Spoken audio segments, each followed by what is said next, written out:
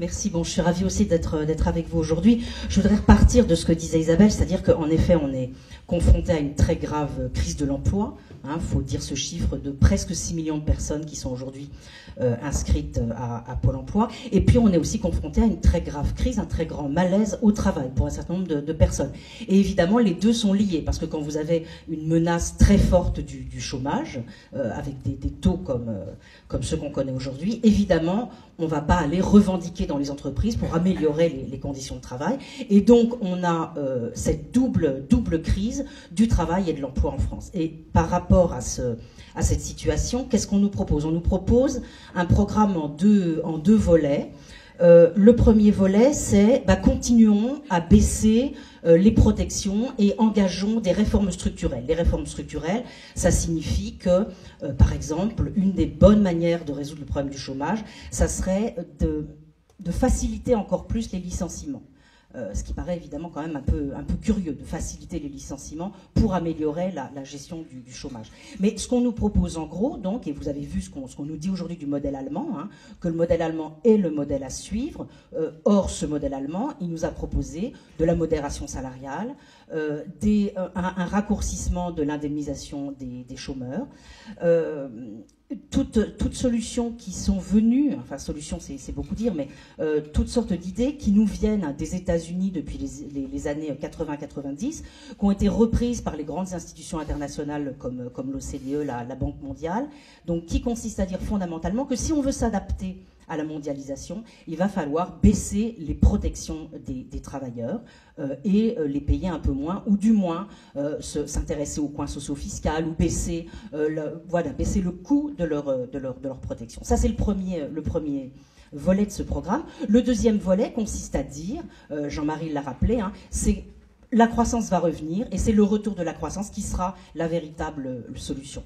Or, on sait très bien, par rapport à cette question de la croissance, qu'il y a 3 points à prendre en considération. Un, il y a une baisse tendancielle des taux de croissance depuis les années 60, depuis très longtemps. Alors, c'est pas parce que la baisse est tendancielle qu'elle va continuer, mais quand même, ça doit attirer notre attention. Deuxièmement, il y a de plus en plus d'économistes, et pas des économistes révolutionnaires, par exemple Robert Gordon aux États-Unis, qui nous disent qu'il y a un certain nombre de freins qui font que maintenant, on n'aura plus de taux de croissance supérieur à 0,2% par an dans les années qui viennent, parce qu'il y a des freins presque structurels. Et puis troisièmement, surtout, et c'est quelque chose qui me semble extrêmement important, cette croissance, peut-être qu'après tout, son retour n'est pas souhaitable.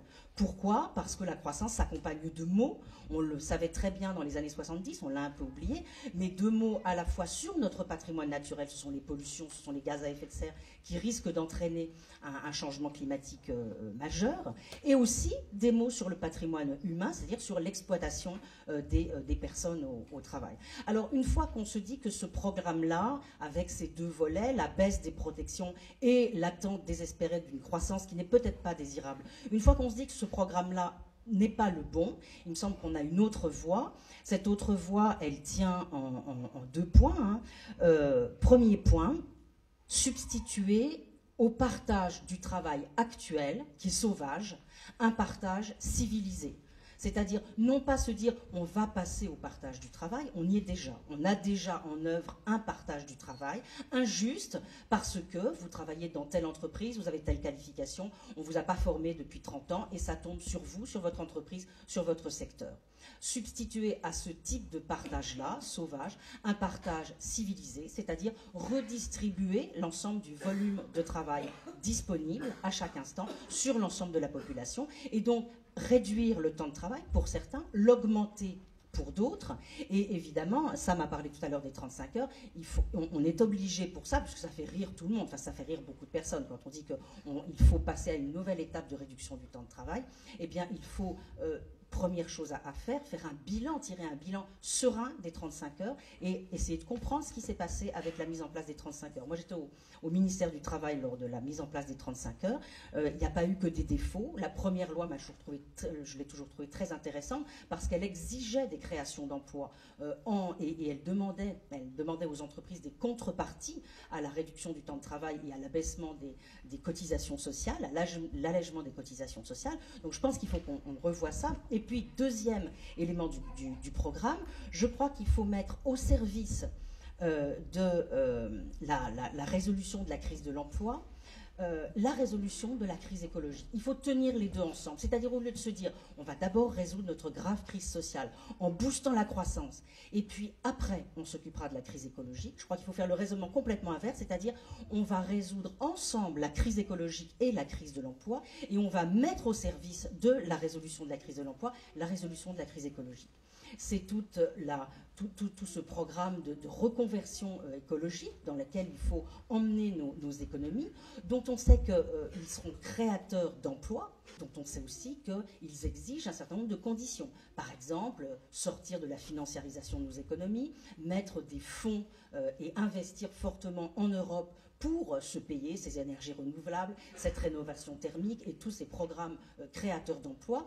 Mais je crois qu'on tient là une véritable solution, hein, si on raisonne avec ces deux questions à la fois. Et je voudrais terminer en évoquant le nom et les travaux de quelqu'un sur ce sujet qui est très, très important, qui est Jean Gadret, hein, qui nous dit que si nous fabriquons une production plus propre, à la fois écologiquement et socialement, alors nous allons avoir besoin de beaucoup plus de travail.